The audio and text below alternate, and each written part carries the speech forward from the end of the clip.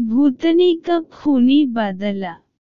यह कहानी मैंने अपने गांव के ही एक बुजुर्ग जो कोलकाता में काम करते थे उनसे सुनी थी।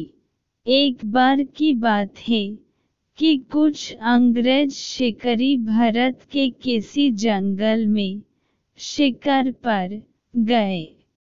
उस जंगल के बाहर एक डाक बंगला था, पर उसमें पहले से ही कोई बड़ा अंग्रेज अधिकारी ठहरा हुआ था।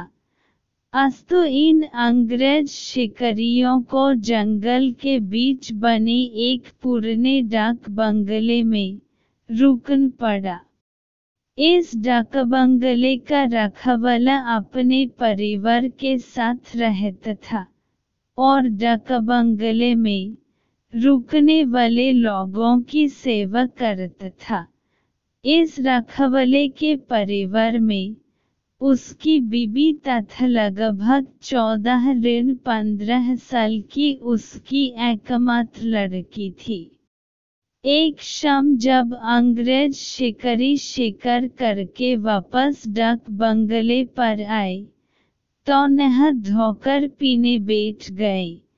पीने के बाद उन्हें इतनी चढ़ गई कि वे लोग पूरी तरह से बहक गए और उस रखवाले को गोली मारने के बाद उसकी बीबी तथा बच्ची को नोच डाले। इन पापियों को नशे में कुछ भी पता नहीं चला और नोचने के बाद उन दोनों को भी गोलियों से भून डाले और तीनों की लाश को डाक बंगले के पीछे दफन दिए। यह बात आई गई रह गई। अंग्रेजों ने फिर कुछ दिन के बाद वहां कैलाश नामक एक नया सेवक रख दिया। किसी को कुछ भी पता नहीं चल कि इस पुराने डाक बंगले का पुराना सेवक और उसका परिवार कहाँ चला गया। एक बार की बात है कि नया सेवक कैलाश रात को गेट बंद करके सोया हुआ था। तभी अचानक उसकी नींद खुल गई, क्योंकि उसे लगा कि दरवाजे पर कोई रो रहा है। उसने एक हाथ में लाठी उठाया और दूसरे में चिराग और दरवाजे पर आकर हाथ लगाया। कौन है? इतनी रात गए कौन दरवाजे पर रो रहा है? उसने देखा कि एक किशोरी दरवाजे पर बैठी रो रही है। कैलाश उस किशोरी के पास गया और उसके सिर पर हाथ रखते हुए कहा कि बेटी रो मत, अंदर चल। फिर उस किशोरी के अंदर आने पर कैलाश ने उसे पीने के लिए पानी आगे बढ़ते हुए पूछा कि बेटी तुम कौन हो और इतनी रात को अकेले इस जंगल में क्यों भटक रही हो? कैलाश की इतनी बातें सुनते ही वह किशोरी और तेज फपक पड़ी। कुछ समय तक तेज तेज रोने के बाद वह थोड़ी शांत हुई और कैलाश को बताई कि वह इस डाक बंगले के पहले सेवक की पुत्री है।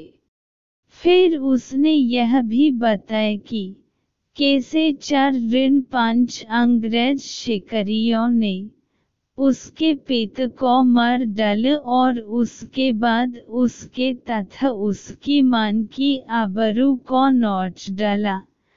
फिर कैसे उसकी मां तथा उसको भी गोलियों से भूनने के बाद डाक बंगले के पीछे दफन दिया। उस किशोरी की इतनी बातें सुनते ही कैलाश पूरी तरह सहम गए, पर निडरत दिखते हुए पूछ कि ऐसे कैसे हो सकता है? अगर तुम मर गई है तो मेरे सामने कैसे बैठी है। कैलाश की यह बात सुनते ही वह लड़की अचानक गायब हो गई और कैलाश कुछ समझ पाए इससे पहले ही वह उस कमरे की दीवार पर उल्टी टहलती नजर आई। कैलाश यह नजर देखकर पूरी तरह से सहम गया। फिर अचानक वह लड़की आकर कैलाश के सामने बैठते हुए बोली कि काका, आप डरिए मत, मैं आपको कुछ भी बुरा नहीं करूंगी। धीरे धीरे कैलाश का डर जाता रहा और उसने अपने मस्तक पर आई पसीने की बूंदों को गमछे से पोंछ लिया। फिर उसी रात को उस लड़की ने वह जगह दिखाई जहां उन तीनों को दफनाया गया था। कैलाश ने कुदाल से खोदकर उन तीनों के अस्थि पंजर को निकाला। फिर कैलाश ने उस किशोरी से वादा किया कि वह उन अंग्रेज शिकारियों के खिलाफ कोर्ट जाएगा और किशोरी को इंसाफ दिलवा कर रहेगा।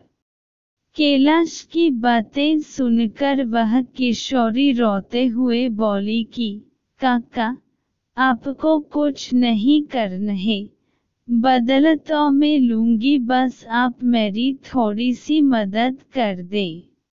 फिर क्या?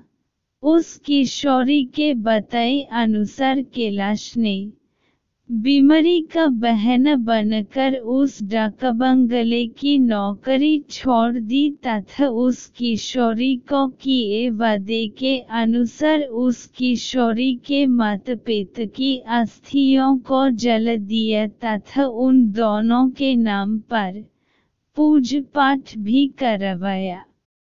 उन दोनों की मुक्ति हो गई, पर लड़की के कहे अनुसार कैलाश ने न लड़की के अस्थि पंजर को जलाया और न ही उसके क्रियाकर्म के लिए कोई अनुष्ठान पूजा पाठ ही किया, क्योंकि किशोरी ने कहा था कि अगर उसके लिए भी पूजा पाठ हो गई तो वह इस भूतही योनि से मुक्त हो जाएगी और फिर उन दरिंदों से बदला नहीं ले पाएगी। समय बीतता गया और अब उस डाक बंगले में कोई नया सेवक आने को भी तैयार नहीं होता, क्योंकि कैलाश वही आसपास मंडराता रहता और नए आने वाले सेवक को भूतही कहानी सुनकर भगा देता। कभी वह किशोरी भी अपनी भूतही कारनामे से आने वाले नए सेवक को 9-2-11 कर देती, पर उस बंगले पर शिकारियों का आना कम नहीं हुआ। वे आते और खुद ही अपनी व्यवस्था करते, पर जो अब आता वह वापस नहीं जाता, क्योंकि उस डाक बंगले में ठहरने वाला हर अंग्रेज शिकारी उस लड़की का शिकार हो जाता। कभी कभी तो ऐसा होता कि वह लड़की किसी अंग्रेज शिकारी को अपने लटकों झटकों में फंसाकर उस डाक बंगले में लाती और रात को अपने असली रूप में आ जाती और डरकर उस अंग्रेज को मार डालती और उसका खून पी जाती। यह क्रम चलता रहा और उस डाक बंगले में मरने वाले अंग्रेज शिकारियों की मौत रहस्य ही बनी रही। अंग्रेज अधिकारियों के लाख कोशिश के बावजूद न हत्यारा पकड़ में आता और नहीं मरने वाले अंग्रेज शिकारियों अधिकारियों के मौत का कारण पता चलता। धीरे धीरे यह खबर आसपास के क्षेत्रों में, अंग्रेज शिकारियों आदि में फैल गई कि पुराने डाक बंगले में ठहरने वाले हर शिकारी की रात तो होती है, पर वह दूसरे दिन का सूरज नहीं देख पाता। 2-3 और वर्ष बीते और अब वह डाकबंगला खंडहर हो गया, क्योंकि अब किसी में भी हिम्मत नहीं थी कि वह ठहरे। आखिर किसको अपनी जान की परवाह नहीं होती। पर वह किशोरी भूतनी जो अब युवती बन गई थी, उसी डाकबंगले में रहकर अपने हथियारों का इंतजार करती। दिन में उधर आने जाने वाले लोगों को उसका एहसास होता, क्योंकि वह बराबर रोती रहती पर किसी को दिखाई नहीं देती। एक बार की बात है कि वह युवा भूतनी उस जंगल में रह रहे एक युवा भूत तथा युवा भूतनी के संपर्क में आई। ये दोनों आदिवासी थे और जंगल में लकड़ी काटते समय किसी अंग्रेज शिकारी के शिकार बन गए थे। युवा भूतनी उन दोनों को लेकर शहर की ओर निकल गई।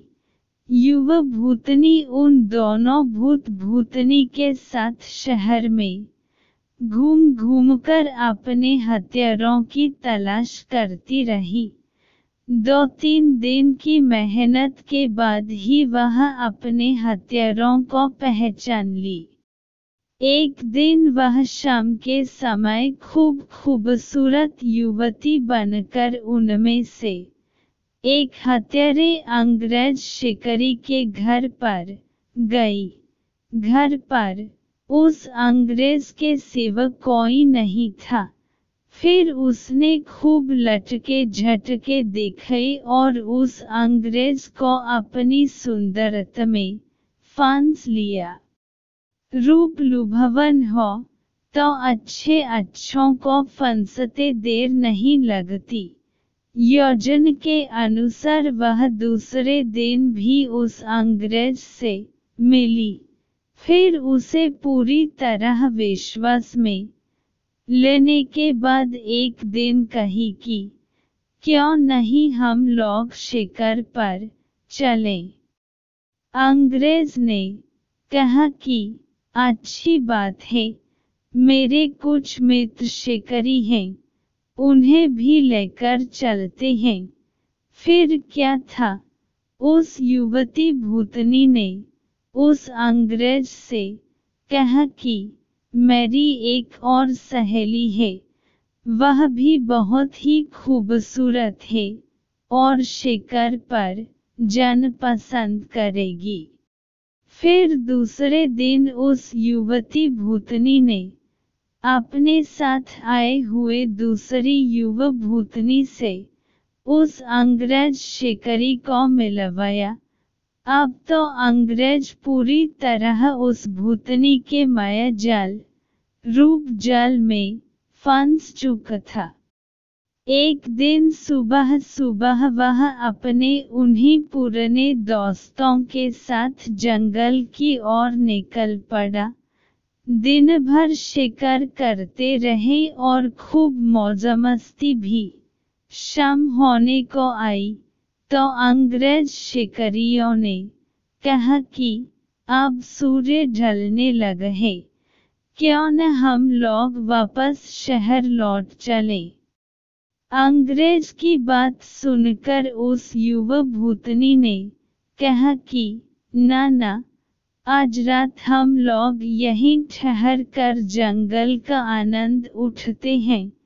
पर एक अंग्रेज शिकारी ने कहा कि हमने पहले से डाकबंगला तो बुक किया नहीं है, ठहरेंगे कहन। फिर क्या था, वह युवा भूतनी मुस्कुराई और बोली कि इसी जंगल में दूसरी ओर मेरे एक मित्र आदिवासी की कुटिया है, हम रात वहीं बिताएंगे और खूब मौज मस्ती करेंगे। अब हुआ यूं कि उस युवा भूतनी की योजना के अनुसार देखते ही देखते उसके मित्र युवा भूत ने एक मड़ई तैयार कर ली थी। उसमें ऐशो आराम की सारी चीजें भी लदी थी। उन दोनों युवा भूतनी के साथ ये अंग्रेज उस मड़ई में पहुंचे। इन अंग्रेज शिकारियों को उस मड़ई की दशा देखकर अजीब लगा, क्योंकि उस मड़ई में महलों, बड़े बड़े होटलों जैसी व्यवस्था थी। रात को पार्टी शुरू हुई तथा साथ ही अंग्रेज अधिकारियों की सिट्टी पिट्टी गुम हो नहीं, क्योंकि पहले तो उन दो युवा भूतनी जो देखने में बहुत खूबसूरत लग रही थी, अचानक बहुत ही डरावनी रूप बन ली। ऐसा रूप जिसे देखते ही अच्छों की पैंट गीली हो जाए। फिर क्या था, उन भूतनियों ने ग्लास में खून भरकर लाकर उन अंग्रेजों को पिलाना शुरू कर दिया। किसी अंग्रेज की हिम्मत ही न थी कि वह न करे, क्योंकि सब के सब पूरी तरह से डरे हुए थे और कांप रहे थे। अचानक आदिवासी युवा भी विकराल रूप में आ गया और अचानक उछल कर पास के एक मोटे पेड़ की मोटी शाख को उछलकर इतने जोर से खींच की चर की आवाज के साथ वह मोटी शाख टूट गई। उसके बाद वह विकराल भूत उन अंग्रेज शिकारियों में से एक को पकड़कर पैर के नीचे दबाकर देखते ही देखते चीर दिया और उसके खून को पीने लगा। उसका खून पीते देख दोनों भूतनियों ने भी लंबी लंबी विकराल जीभ निकलते हुए खून पीने में उसका साथ देने लगी और साथ ही अपने बड़े बड़े नाखूनों से उसका शरीर जगह जगह से चीरने लगी। उस युवा भूतनी ने तो भयानक आवाज निकलते हुए दौड़कर एक दूसरे अंग्रेज शिकारी के पास पहुंची और उसकी आंखों में अपने विकराल भयावह भले जैसे नखों को डालकर उसकी दोनों आंखों को निकलकर खा गई। इसके बाद उन तीनों भूतनी भूत ने एक एक कर सभी अंग्रेज शिकारियों को मार डाला। दूसरे दिन उन अंग्रेजों की खोज में गए अंग्रेज अधिकारियों को उनकी ऐसी विभत्स लाशें मिली जो देखने में बहुत ही भयावह लग रही थीं। उनको ऐसे नोच गया था कि लगता था कि यह किसी मनुष्य या जानवर का काम ही नहीं हो सकता। कैलाश को तो सब कुछ पता ही था, पर वह किसी को कुछ नहीं बताया। फिर एक दिन समय निकलकर गोपनीय रूप से कैलाश ने उस युवा भूतनी के कंकाल को भी जला दिया तथा उसकी मुक्ति के लिए एक पूजा करवा दी। यह एक काल्पनिक कहानी है, पर हकीकत भी हो सकती है उन लोगों के लिए जो अपनी शक्ति संबंधों का नाजायज फायदा उठाते हुए गलत कार्यों को अंजाम देते हैं और उन्हें लगता है कि कोई उनका बाल बांका भी नहीं कर सकता। हमेशा वैसा ही कार्य करें जैसा आप दूसरों से, अपने तथा अपनों के प्रति चाहते हैं।